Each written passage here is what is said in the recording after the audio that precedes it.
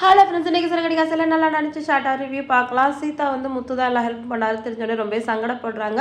முத்து சொல்கிறாரு, இது அருணும் சேர்ந்து தான் ட்ரை பண்ணார், ஆனால் வந்து என்னால் தான் நடந்துச்சுன்னு தெரிஞ்சு அவர் மனசு கஷ்டப்படுவார், அதனால தான் நான் மறைச்சிட்டேன், நீ இதை எப்படியே ஃப்ரீயாக விட்டுரு, இதை பற்றி நீ எதுவுமே இனிமேல் பேச வேணாம் அப்படின்னு சொல்லிடுறாரு. ஆனால் வந்து சீதா வந்து ரொம்பவே அப்செட் ஆகிடுறாங்க.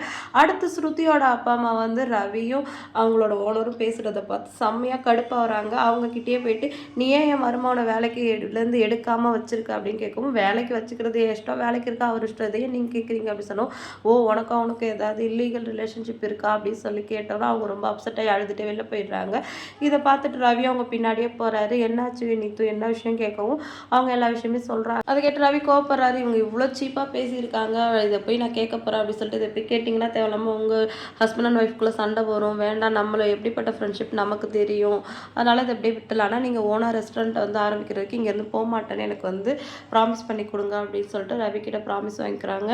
இப்போ வீட்டுக்கு போகிற சீதா வந்து அருண் கிட்ட சண்டை போடுறாங்க. கரும்பு மிஷினு கடை எல்லாமே மாமாவால் தான் திரும்பி வந்திருக்கு, உங்களால் நீ ஏன் போய் சொன்னீங்க அப்படின்னு சொல்லிட்டு. அப்படியா, எனக்கு தெரியாது, நான் கொடுத்த லெட்டரால் தான் அவங்க திருப்பி கொடுத்தாங்கன்னு நினச்சிட்டு, இதில் என்ன இருக்குது அப்படின்னு சொல்லிட்டு, அந்த ரவுடி பையலுக்கு எப்படி அதை டீல் பண்ணணும்னு தெரியும், அதான் அவன் வழியில் போய் ட்ரை பண்ணியிருக்கான் போலன்னு முத்து ரொம்ப கேவலமாக பேசுகிறாரு.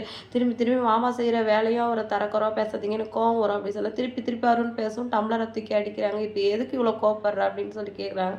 எனக்கு பிடிக்காதவங்களும் உனக்கும் பிடிக்கக்கூடாது அப்படி சொல்லிட்டு சீதாவை வந்து அருண் கோவமாக பேசவும், அது எப்படிங்க உங்களுக்கு ஒருத்தவங்களுக்கு பிடிக்கலங்கிறதுக்காக எங்கள் மாமா எங்களுக்கு எவ்வளோ நல்லது பண்ணியிருக்காரு, அவர் எனக்கு பிடிக்கக்கூடாதா, அப்படிலாம் முடியாது அப்படி சொன்னால் அப்படியே எந்த வீட்டில் இருக்க, நீ கிளம்பி போக வேண்டியதானே சொல்லிட்டு சீதா கிட்ட அருண் ரொம்ப கோவப்படுறாரு. அதோட சீதா வந்து கோச்சிக்கிட்டு பெட்டியெல்லாம் எடுத்துக்கிட்டு இனிமேல் மரியாதை இல்லாத இந்த வீட்டில் நான் இருக்க மாட்டேன் அப்படின்னு சொல்லிட்டு அவங்க அம்மா வீட்டை கிளம்பி போயிடுறாங்க.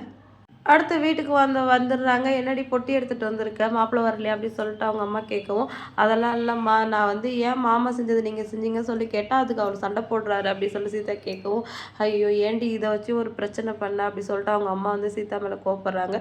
எதாக இருந்தாலும் இருக்கட்டும், அதான் உன்னோட வீடு, நீ கிளம்பு அப்படின்னு சொல்கிறாங்க. ஆல்ரெடி அவங்க மீனா கிட்டே இப்படி சொன்னவங்க தானே, அதே டைலாக் வந்து சீதா கிட்டேயும் சொல்கிறாங்க. மீனா வந்து அட்வைஸ் பண்ணுறாங்க, வீட்டில் பிரச்சனை இருக்க தான் சீதா செய்யும், அதுக்குன்னு டக்குன்னு இப்படி கிளம்பி வர முடியுமா, உன் மாமியார் ஒன்று எவ்வளோ நல்லா பார்த்துக்கிறாங்க, அவங்க மனசு கஷ்டப்படுவாங்கல்ல அப்படின்னு சொல்லிட்டு சீதாவுக்கு வந்து மீனாவும் அட்வைஸ் பண்ணுறாங்க.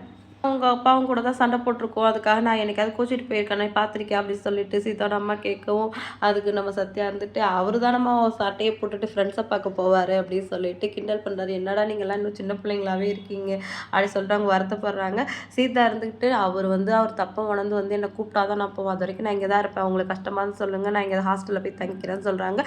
இன்றைக்கி எபிசோட் வந்து இதோட முடிஞ்சிருச்சு. இவங்களோட பிரச்சனை என்ன ஆக போகுது, அடுத்தடுத்து என்னெல்லாம் நடக்க போகுது அப்படின்னு சொல்லிட்டு வெயிட் பண்ணி பார்க்கலாம். வீடியோ லைக் பண்ணிக்கோங்க. அடுத்த ஒரு இன்ட்ரெஸ்டிங்கான வீடியோட நான் உங்களை மீட் பண்ணுறேன். டாட்டா, பாய்.